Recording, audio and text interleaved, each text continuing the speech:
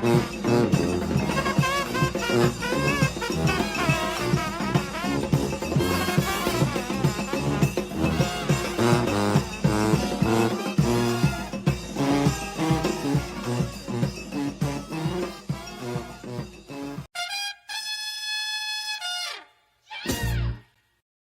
let these tears fool you. There's all dog around this mug. I'm good.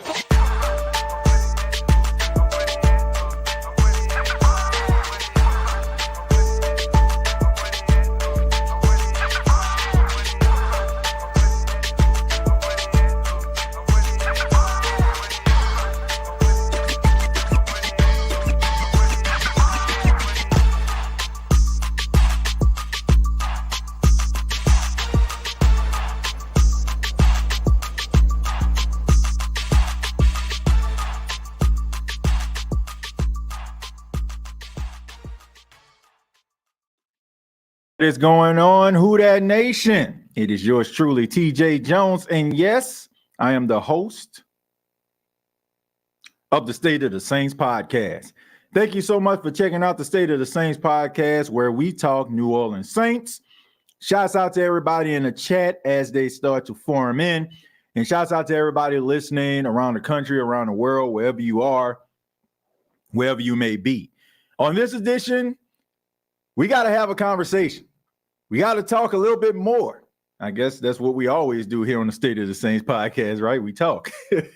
But we have to talk about the New Orleans Saints organization, and we have to ask this question, and we got to kind of dive into this.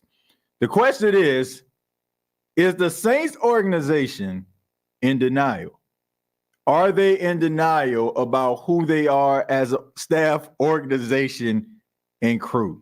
And I felt like this would suffice to talk about because, I mean, quite honestly, we've had these conversations. Whether you had this conversation here, whether you had the conversation at the barbershop, whether you had the conversation at the hair salon, passing through, waiting for the bus, we've all had these conversations, and we're wondering to ourselves, has the Saints organization lost their fastball? Have they become so enamored at what they used to do that they feel like they still are that team and that organization? And I got to ask that question because I got a clip here that I'm about to play in just a second. It was courtesy of WWL. Shouts out to WWL, and Mike Hoss did a interview with GM Mickey Loomis. Mickey Loomis, all of us know him, right? He's been with the organization for about 20 years now. And right now, a lot of questions are being asked about where this Saints organization is. Mike Hoss asked Mickey Loomis about this season being similar to last season. And this is the response that Mickey Loomis had when it comes to this season looking like last season. Check it out. Look, I understand the reference point, but every team is different. Every team is different. And I think, when you get into these stretch runs, you're not building character, you're revealing it. And so and the character of our team will be revealed over these next 6-7 games. And man, I believe in our guys. I believe in our team, our coaches, our staff, but we've got to demonstrate that in these last 7 games and see where it takes us. Okay, so Mickey Loomis basically said that all seasons are different, and I agree with that. I agree with it. And also, if you take a look at that interview, it's about 9 minutes long, and I encourage everybody to check it out if you have not.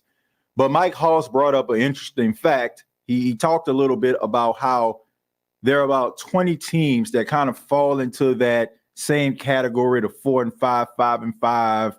They teetering on, that 500 below 500 range. And you have to wonder to yourself, like, are we being too hard on the New Orleans Saints? And that's a fair question, right? I mean, if everybody is kind of in the same range, that just tells you how the NFL is kind of set up. Any given Sunday, a team that's probably a little bit snake bitten can have the number of a team that's successful. I mean, we're seeing what's going on in Buffalo, a team who has been to the playoffs, who has been knocking on the door of the Super Bowl for the last 4 to 5 years. We're seeing other teams, even the Minnesota Vikings. I mean, they've been a pretty decent team over the last couple of years, and, they have to kind of fight their way back to 500. But this is the problem that I have, right? I understand that seasons are different. I understand that every year you have a different roster and you have a different group of guys that come in, and you can't really hold this season accountable for what happened last year. But we're going into week number 11, right? We're going into week number 11, and the Saints are 5-5 right now. Last year at this time, with a roster that was, not very good, right? I mean, you had like some issues. The Saints were 4-5 at this point, and they almost had their bye week kind of similar to where it was last year. I think maybe last year, it was around week 13 they had a bye week. This year they have a bye week in week 11. So around this time, you pretty much have the same identical record after 10 weeks. And last year, you can kind of make an excuse for it, right? I just mentioned the roster very good. Like you were dealing with a bunch of undrafted, unproven guys, and you had them trying to step up to be number one and number twos, and clearly they were not. But what happens this year when it's almost similar? Like you only won one more game going into week number 11 than you did last year. And I think you have to evaluate that accordingly. This isn't like we're talking about the Minnesota Vikings where you lose your starting quarterback. Even though I don't think Daniel Jones is the answer in New York, he's still a starting quarterback of the Giants. It's not like you're dealing with situations like that for the most part. And we can be appreciative of this. And we can have a clear evaluation of this as well. Over the last few years, the New Orleans Saints have been dealing with injuries, so it's kind of hard for us to really understand fully what type of team this actually is because you have all these injuries. But what happens when your team is mostly intact? This is like, honestly, as Saint fans, this is the type of team that we've been waiting for because we've been so frustrated at what's been going on when it comes to the injuries. I mean, we've had these conversations. How many times here on the State of the Saints podcast or on other podcasts, we've been talking about the medical staff and why is it that our players can't stay healthy, but it seems like the entire NFL can stay healthy. Now, it seems like the entire NFL, especially when it comes to the NFC, you're seeing a lot of significant injuries to key players. But the New Orleans Saints have managed to keep their injuries under wraps, right? I mean, it's kind of been one of those situations where everybody seems to be healthy. Now, you have Michael Thomas that just went out, Marshawn Lattimore. We don't know the status of those guys just yet, but once again, for 10 weeks, you had a roster that was intact. So the question is, why are you sitting here at 5-5? Somebody's going to have to explain that to me. And it's not even about the 7 weeks. Like I said before, and I'm going to continue to say this, and I don't care who doesn't like it. This season should not determine should you retain Dennis Allen or not, because this season, we've already established that you have a weak schedule.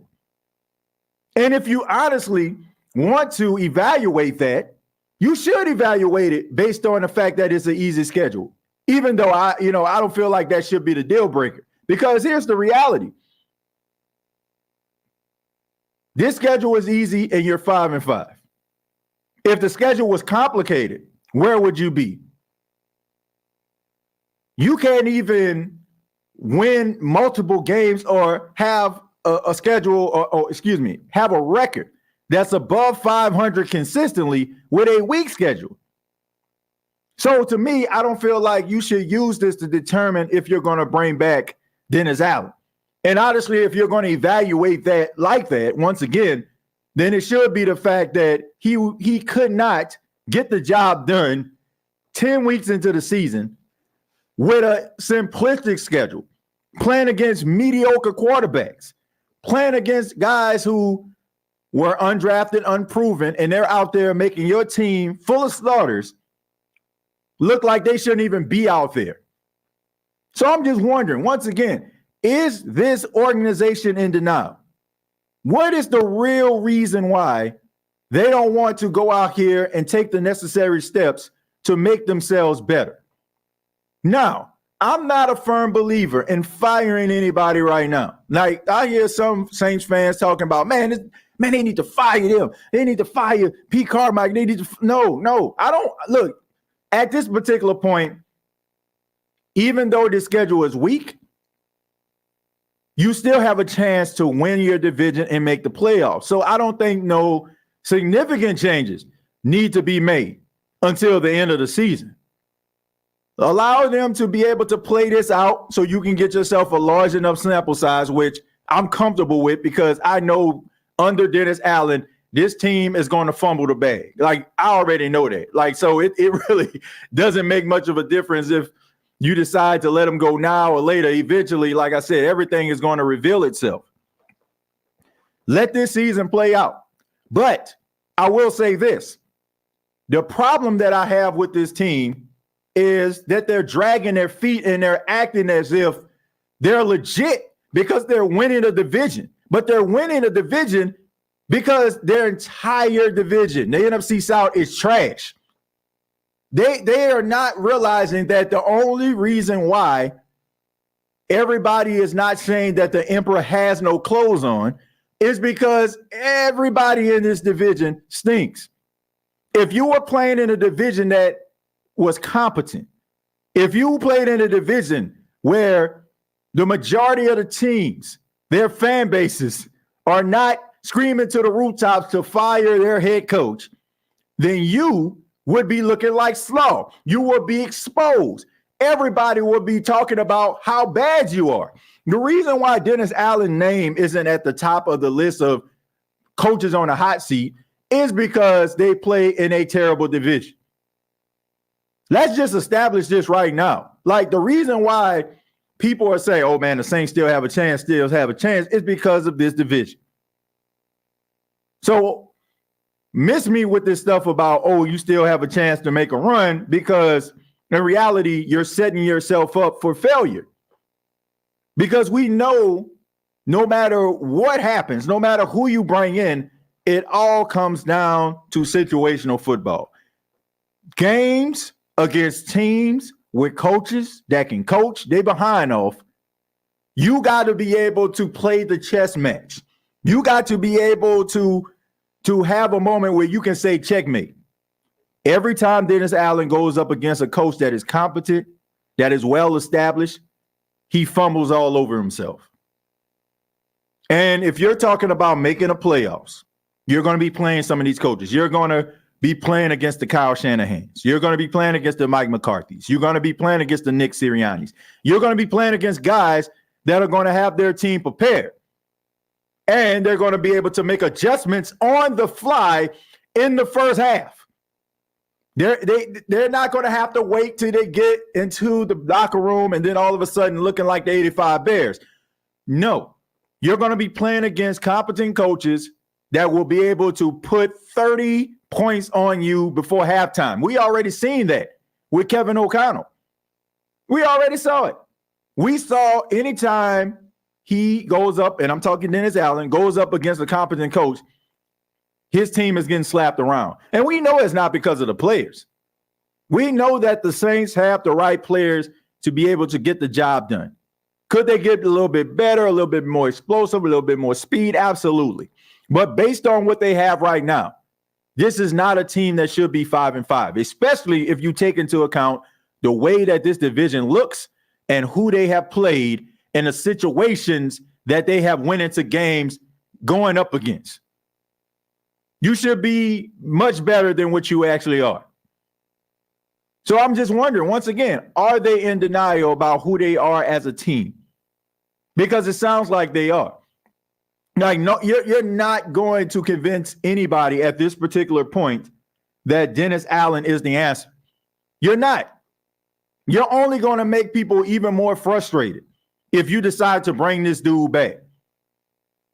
Nobody cares about optics. Nobody cares about what it's perceived as. Nobody cares about this whole thing going around talking about a dysfunctional organization.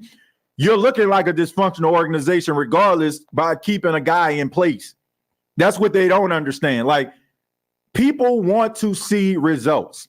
People want to look at the head coach and feel like this guy has things under control. Not watching a head coach after a loss look like he feels like we do. If I'm sitting in the locker room as a player and my head is down because I put my all on the field and I didn't get the results that I wanted, but yet my coach is talking like he's Paul Bearer, Undertaker's old manager, like we about to go to a funeral or something, what kind of motivation can I get from him? Even though I've seen guys in the past, right? I've seen guys like Tomlin. I've seen like some of these other coaches that dealt with losses. You wouldn't even think they lost the game going to the podium. But this dude going to the podium all upset. And then what really got me, I don't know if y'all paid attention to this, but the question was asked at the press conference this past weekend after the game against Minnesota. They asked, why is it that in the second half, y'all look like a completely different team, but in the first half, it takes y'all always on these slow starts? And he responds and said, I don't know. The calling card of Dennis Allen is defense. And every game for the last 5 games in the first half, his defense has wet the bed. So my question is, if your calling card is defense, and the argument with a lot of Saints fans at the beginning of the season was, I don't want to see Dennis Allen leave because that good defense leaves with him. Why should we keep you here if the calling card that you have, which is defense, is completely wetting the bed in the first half? And also the fact that you're saying, I don't know. So you don't have the answers. And what you are doing and what you have brought to the table is not working. My question is, why are you here? Why are you here? I don't get it. Once again, I'm not saying that they need to fire him during a bye week. I'm not even saying they should let go of Pete Carmichael during a bye week. But you need to be able to bring, I don't know, somebody in to be able to, put eyes on it, maybe look at things a little bit differently. You can do that, I mean, I remember a couple of years ago where, Garrett Hartley, I mean, everybody know Garrett Hartley. I mean, he kicked the Saints into the Super Bowl, kept the Saints in the Super Bowl. He was having a little bit of the yips. So what did Sean Payton do? What did the coaching staff do? They brought in John Carney, and they called him a kicking consultant. But it was a way to help Garrett Hartley get over those yips. How about bringing in somebody that's an offensive-minded coach that could be able to assist the offense and be able to help Pete Carmichael maybe see what the heck is going on? Because the biggest issue I have with Pete Carmichael is I feel like Pete Carmichael is one of those guys, he's a 10-2 guy. By 10-2, I mean he keeps both hands on the wheel, right? And he's trying to keep it steady, right? As long as it's a fair day, the sun is shining, he's okay, all right? But if he goes down a road and it starts raining, right, gets a little bit nervous, right? I don't like driving in the rain. Y'all know people like that, man. I'm fine, man, but I can't drive in this rain. You see a pothole, man. I mean, you see the traffic. Oh, man, it's too much traffic. As long as things are going smoothly, right? Let's just say the Saints are like lock and step with the opponent, right? In the second half, it's 10-10. Going into the half, it's 13-10. He cool. But when things just get out of control, he starts to panic. I'll give you an example. The Saints were down 24-3 at halftime. Okay, Derek Carr leaves the game, get concussed. God bless the brother. I hope he's okay. Jameis Winston comes into the game, puts the game within 8 points. And you refuse to run the football. You refuse to use Taysom Hill in packages. All you wanted to do is basically just, go outcast on him, go bombs over Baghdad, and throw the ball down the field. Completely getting away from the running game, completely getting away from the Taysom Hill packages. Why are you doing this? Why are you doing this when you're only down 8 points with plenty of time left? He panics in certain situations. So my suggestion would be to bring somebody else in to be able to help him and help him understand that you ain't got to go for it all. You ain't got to go for the gusto when you have plenty of time left. I think some of the things that Pete Carmichael does are good. Like, seriously, I do. I don't think that he's completely terrible. But I think the problem is he fumbles all over himself when things start to get a little bit congested. So to me, I think you need to bring somebody in. I've been seeing people talk about Ken Dorsey, who was recently fired by the Buffalo Bills. Some people are like, nope, please. So all those people saying, nope, please stop looking at ESPN, Fox News, and all these other places, Fox Sports or whatever, that's talking. And these talking heads don't know what the hell they talking about for the most part. They get cliff notes. They got assistants. They got interns that burn the midnight oil to give them the information. And they also are supposed to be entertaining, right? So they're going to give you these little talking notes to make you all up in arms or make a coach look like he's incompetent. Ken Dorsey was a really good offensive coordinator for the Buffalo Bills. This dude was a scapegoat. And I'm not just saying that in my opinion. Go back and look at his record. Go look at how successful he was as an offensive coordinator for Buffalo. This was a scapegoat firing for Sean McDermott and how bad Josh Allen has played. Even though if you look at Josh Allen throughout his career, honestly, he's a white Jameis Winston. I'm just being honest with you. He gives you great moments. He gonna look like he has incredible arm talent, but he's also going to do things that make you scratch your head. Seriously. But instead of them acknowledging that, right, they rather just sit up here and say, oh, no, it's not his fault. It's Ken Dorsey's fault. I would like for a guy like Ken Dorsey to come in and be able to provide, I don't know, some extra eyes or something like that on it. And honestly, if he does a better job, I'm pretty sure at this particular stage, Pete Carmichael, to save face, these next few games, he's probably going to try to put forward his best effort. And you're going to see something at the end of the season saying that Pete Carmichael stepped down to try to help him save face and him to get another job somewhere else. And if that's the case, then if he leaves, then you have Ken Dorsey right there. I mean, or it don't even have to be Ken Dorsey, somebody else that's out there right now.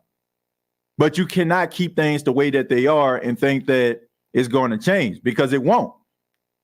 I just think that Saints fans, and maybe I'm in the minority with this, I just think that people just want to see some level of change, like seeing them do something. Like when you talk about the Buffalo Bills, right? They've been in playoff contention for years, and yet they're still trying to find ways to get better. Like nobody would say anything. Like if this was the Buffalo Bills, right? If they never got rid of Ken Dorsey, even though their fans probably be frustrated at the product that's being put on the field, they would be more willing to wait because of all of the positive equity they have, put together. It makes the fan base feel like they have a little bit of some knowledge and understanding about what's going on because of how they played in the past. But this Saints organization, the way that they structured with Dennis Allen, he ain't did nothing. He has done absolutely nothing for Saints fans to feel comfortable with anything. So Saints fans want to see change. They want to see something that is different from what has been since the beginning of the season.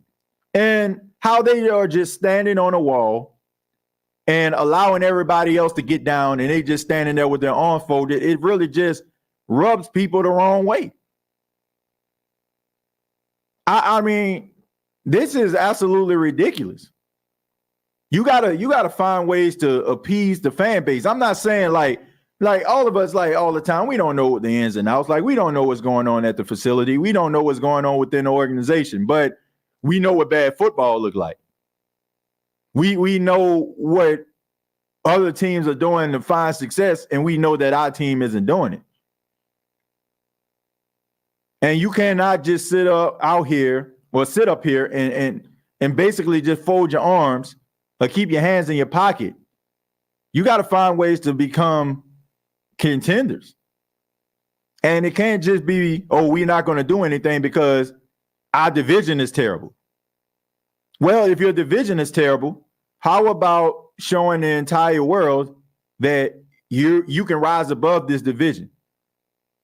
Like, can you imagine? Like, I remember when, it was a couple years ago. I remember when the Saints won a division before Thanksgiving. That was a few years ago. I think it was like 2019 or 2020 or something like that. But they won a division before Thanksgiving. And you would think the way that this team is structured and all the talent and all of the smoke that they have blew up the Saints fans behind, you would think that they would be wrapping up this division right about now. But of course, it just seems like the Saints just play down to their competition. They're not consistent, and they just continue to make the same mistakes over and over again. And they're making those mistakes because, to me, quite honestly, they don't have the right infrastructure in place. And I just think that it's absolutely asinine to believe that they're just going to flip on a switch and just become one of the best teams in the league.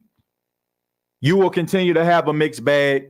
You will continue to have this roller coaster ride of emotions when it comes to the Saints, because just like Jameis Winston coming into the game, when it's good, it looks good. But when it's bad, it looks terrible. And that's what this mixed bag is all about. This is what it's going to be. So to me, I don't care. Like, after the bye, I don't care if they go streaking. That's not going to change my mind about where I feel like this team is. I feel like in that case, they would just be a product of the schedule. And I am not confident that if they win enough games and win this division, and they are division champions, that they can go into 2024 with a championship schedule going up against division champions, that they will be able to get double-digit wins. So anything that happens in 2023, in my opinion, is just fool's gold. For the exception, if they just get so hot and they just become like the 2007 New York Giants, where I think they were like 9-7, but they just got hot in the playoffs and they went on the road and they won 3 road games and they went to the Super Bowl, like something like that, right? Or it could have been, I think it may have been 2010 or something. It was one of those years. Y'all know what I'm talking about. But anyway, unless you're about to be the New York Football Giants, I don't think that, I could be convinced that they could go into 2024 under Dennis Allen and be able to compete with a championship schedule. I just know. Not with Derek Carr as their quarterback, not with Dennis Allen as their head coach. So to me, I feel like Mickey Loomis is going to have to not evaluate this coaching staff based on what happens in 2023. Because to me, I feel like they're just smoke and mirrors. And you're just setting yourself up for failure. I'm going to read a few of your comments, and then we're going to go ahead and get up out of here, man. It's not going to be a long show today. So just want to say thank y'all for being here. T says, yep, Josh Allen is what he is, Favre syndrome. Yep, exactly. I mean, to me, like I said, he's a white Jameis Winston. Like, he's a guy who will give you great moments, have everybody all excited about the arm talent, justifiably so. And he's going to give you great moments where that arm talent shows, and then he's going to give you some moments where you're wondering what the heck is going on with the interceptions. Now, I will say I seen that entire Buffalo-Denver game on Monday, and a few of those interceptions were not his fault. Like the first one he threw, it was on Gabe Davis. Gabe Davis has got to catch that pass. And you had a couple of them that kind of got tipped up in the air, and it was just an unfortunate situation. So there you go. But to me, he's the white Jameis Winston. I feel the organization thinks the fans will support the team regardless of results. No need to change anything because they feel fans will buy the tickets, Saints gear, watch them on TV. Honestly, Jeff, they're right. They're right about a few fans, because you have a few fans out here that have been subjected to 1980, 1990, early 2000 Saints football, and they feel like no matter how things are going right now, it's still better than what it was back in the 90s, the late 80s, or the early 2000s. So they feel like, what are we complaining about? But to me, when you know better, you do better. And that is the side that I actually support some of these 2006ers out there. The ones that didn't really understand same football during that time, probably because they were too young or probably wasn't even born yet. That's the side that when I do support them, because when you know better, you do better. When you know there's a chance that you can actually win a football game consistently, that you know what winning looks like, you know what championship football looks like, you don't want to shy away from that. Like I mentioned this before, and I'm going to sound like a broken record, but it's equivalent to be growing up in poverty, right? To grow up in poverty, I mean, you be struggling, rice and butter every day, waiting on a food stamp card to hit in order for you to go buy groceries, right? Then all of a sudden, like, you know what I'm saying, you think to yourself, you're sitting at the table, you like, I don't want to be in this situation anymore. When I get older, man, I'm going to change my situation. And you do. And you become successful. You have a family, you have a nice house, nice neighborhood. You don't want to go back to the days of rice and butter anymore. Now, those days of rice and butter made you who you are, right? It gave you appreciation for where you at right now. But that don't mean that you want to go back to eating that rice and, you know what I'm saying, eating that rice with the butter every day, right? When you know better, you do better.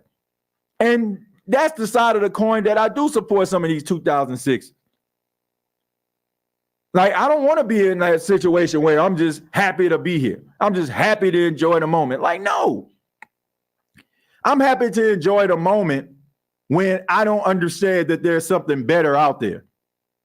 I feel like if you're not, if you're not ascribing to do better, right? If you're not trying to go out here to do better, right? And you just okay and content in a situation, not trying to rise above your situation, right?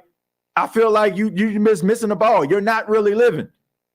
And right now, the Saints aren't really living. And if you're a Saints fan, you're not really living if you just feel like you're just content and you're going to continue to support what the heck is going on when you know for a fact that you know this team can win championships because they won championships before. You know that this team can be one of the best teams in the league because for almost 20 years they were. So why should you be wallowing and being okay with just being inept, wallowing in mediocrity? Like, I'm good on it. I'm good on that, man. The same analogy that I just used, that's how I grew up. Seriously. I grew up in the Ninth Ward of New Orleans. My mom, bless her, she did the best that she could. You know what I'm saying? But she raised us in order for us to believe in brighter days, to believe that you can achieve what you want to achieve. And I'm not trying to go back to rice and butter, right? I'm not trying to just sit up here and just be waiting for that. And I'm not trying to knock anybody. If that's your circumstances, man, I understand. But you shouldn't be okay and just be content in being in that situation, no matter what you're actually going to. I don't care if you're at your job. I don't care what you're doing, whether you're working out. You should always be looking for brighter days, better results. And when you know what better results look like, you want to be able to live in that moment every single day. So I'm not okay with just being 500. I'm not just okay with, they it's better than watching Jim Everett be quarterback or Wade Wilson be quarterback or the Billy Joes being quarterback. Look, I get it. But at the same time, when you put a product on the field that consists of guys like Chris Olave, Michael Thomas, and Alvin Kamara, you ain't trying to look at 1993 football when the Saints will hit the field. I mean, I ain't trying to see Mario Bates and Ray Zellis. You know, I'm trying to see Jamal Williams and AK take over a game.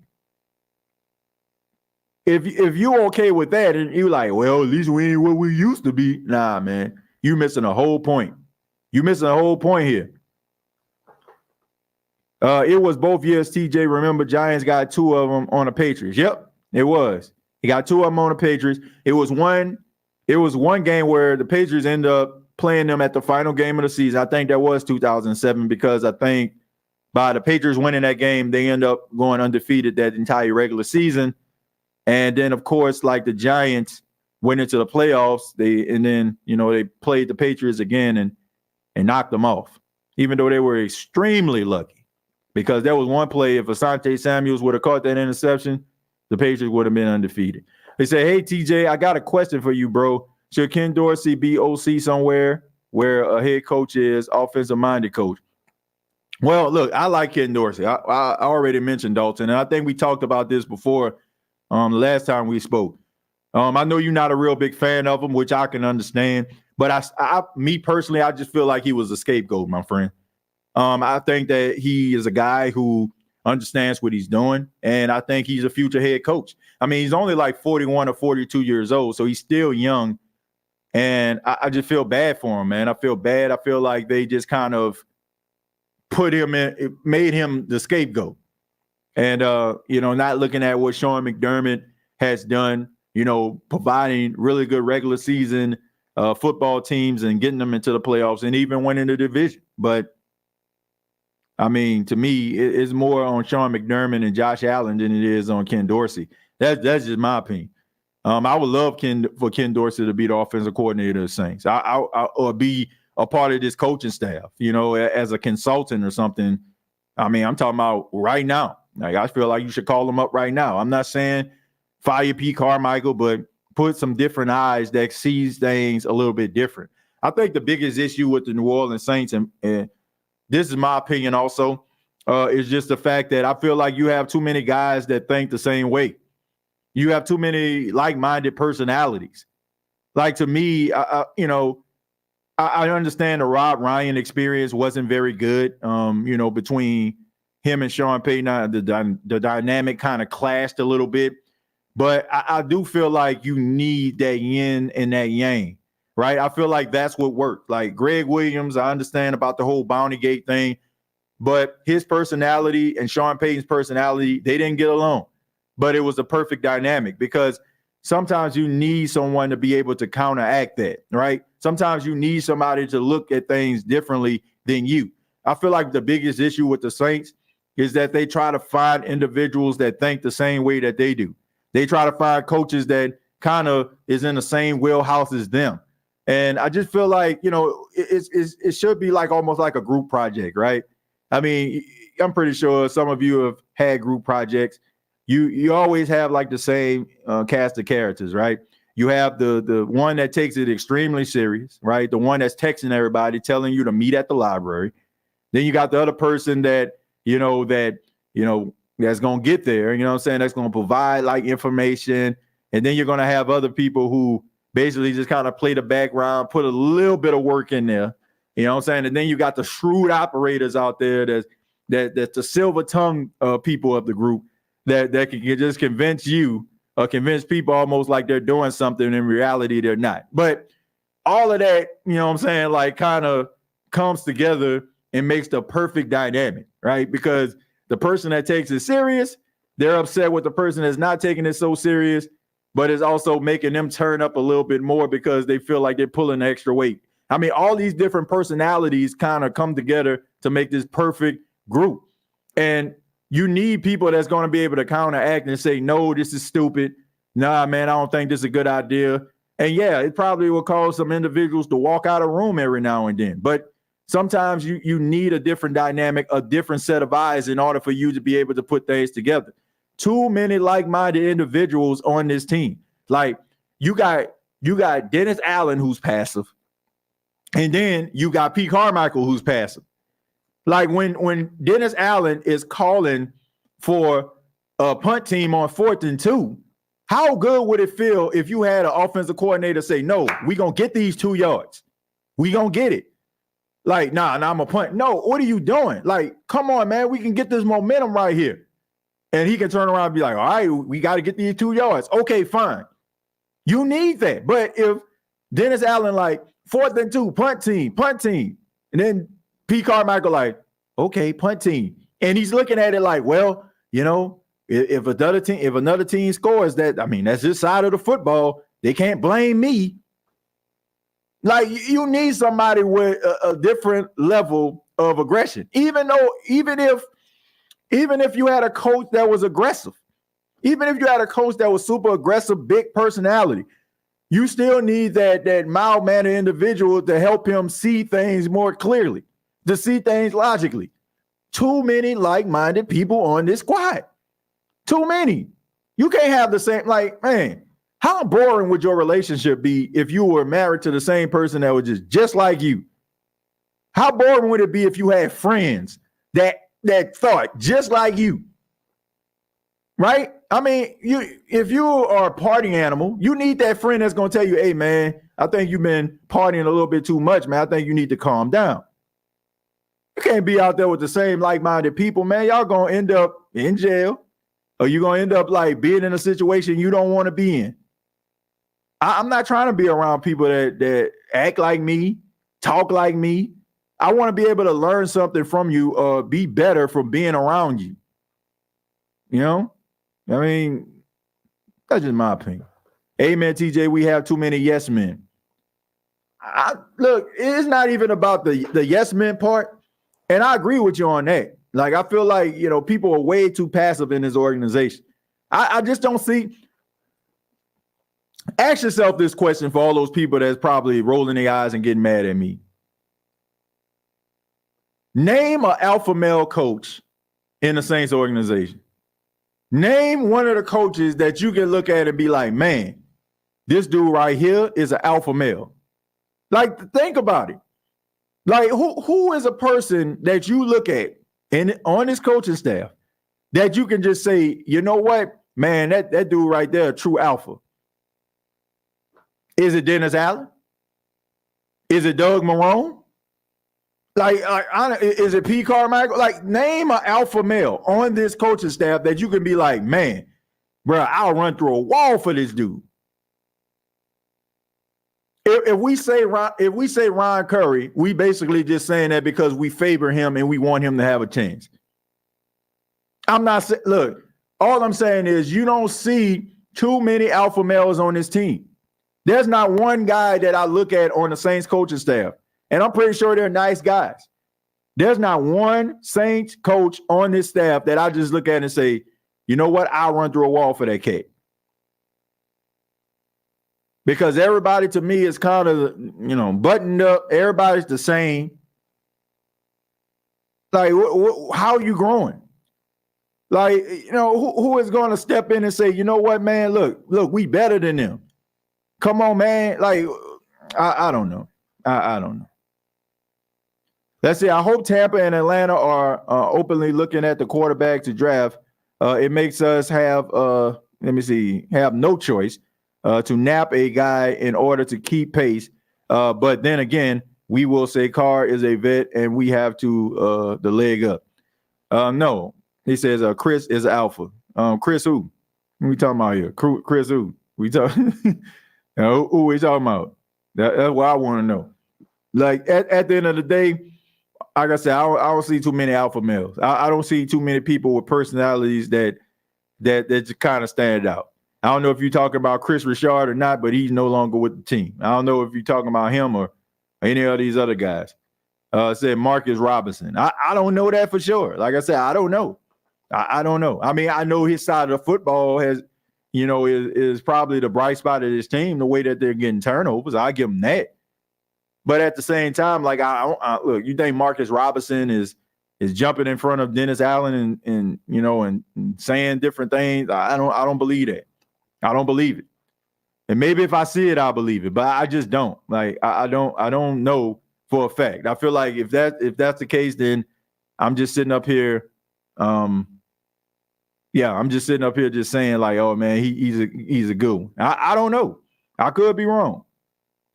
Says Chris Richard was an alpha DA, couldn't have the. Yep, I agree with that. I agree with this one.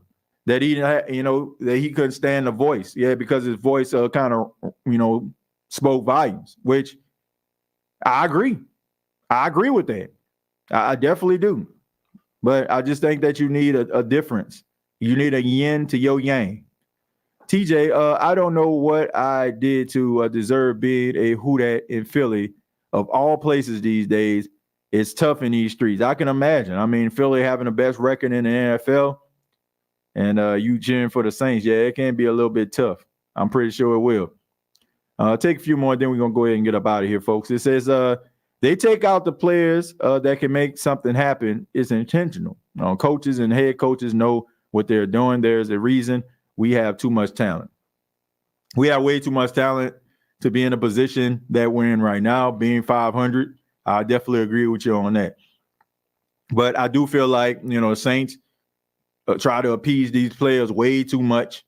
I feel like, we giving out gold stars to players that just been out here, with the lunch pail mentality for so long. And look, I understand that, right? I get it, right? I mean, you look at guys like Cam Jordan, you look at guys like Demario Davis, and you think about how much they contribute to this team, how much they did for this team, and you have an appreciation for it.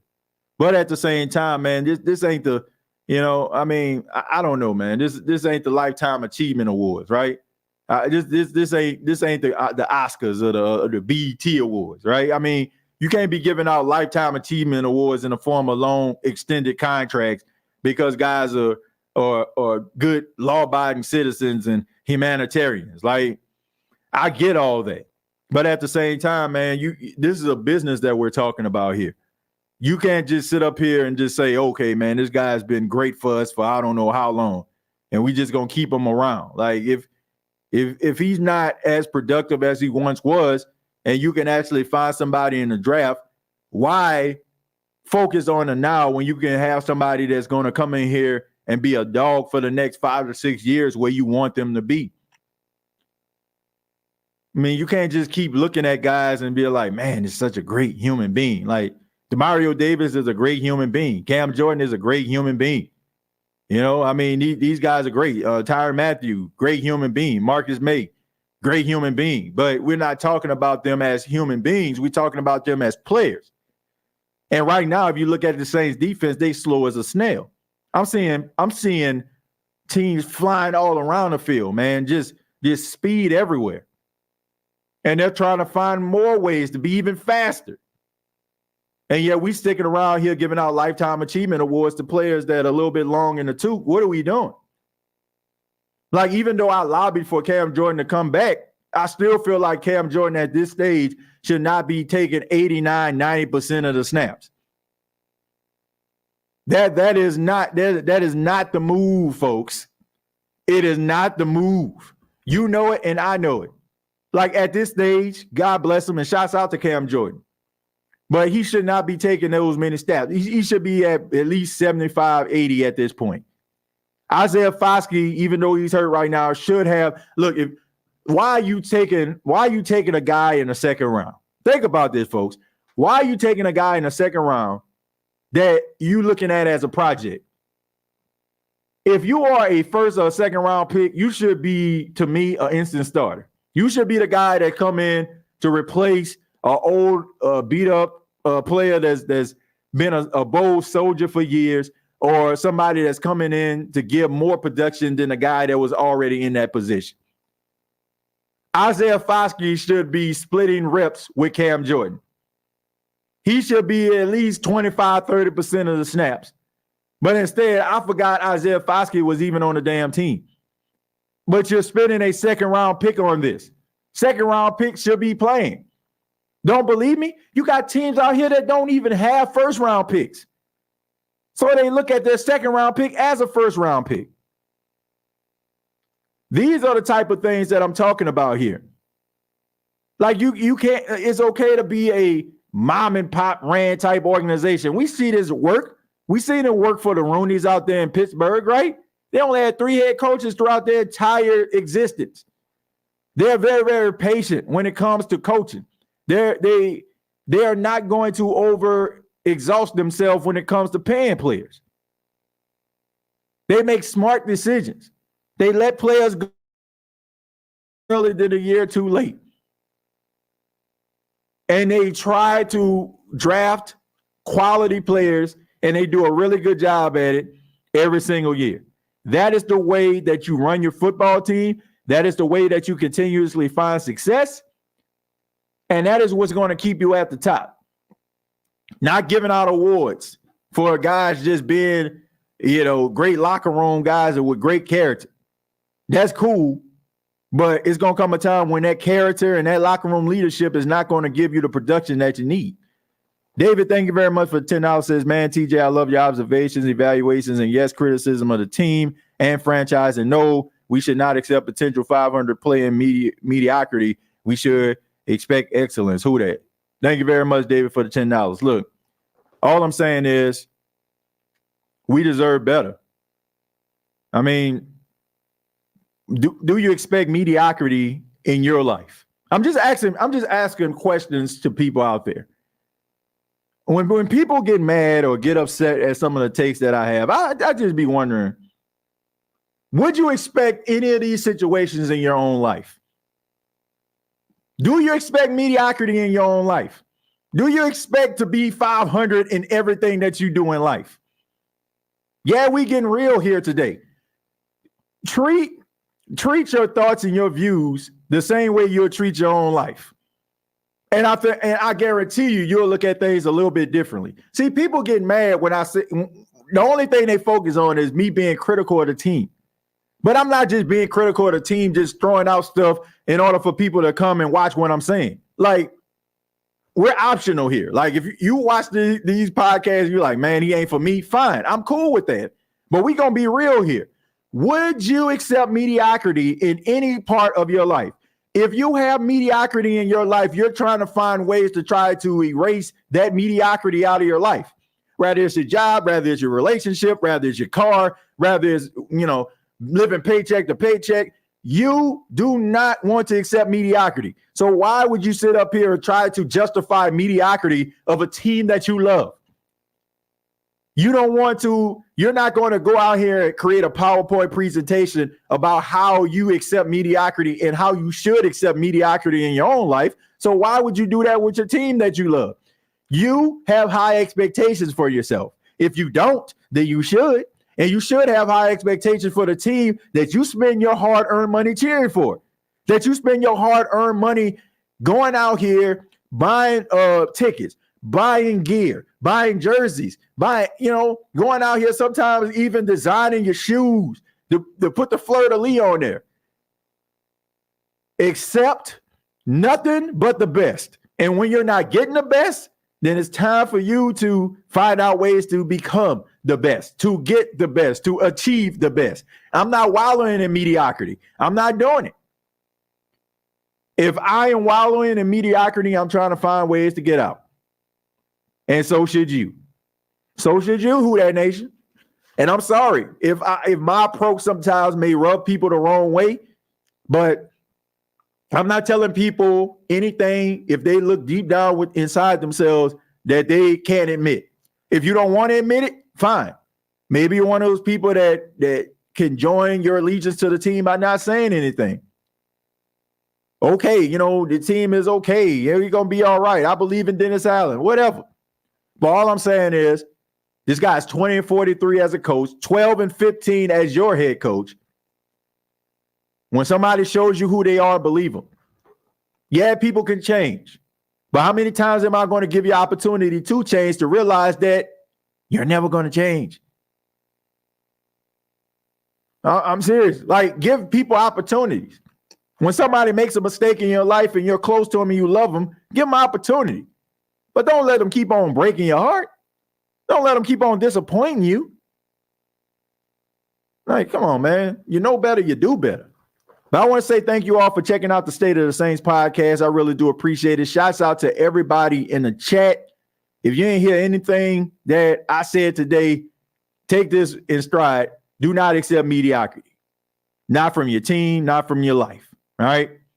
You have previous episodes available on Apple Podcasts, Spotify, iHeartRadio, Anchor FM.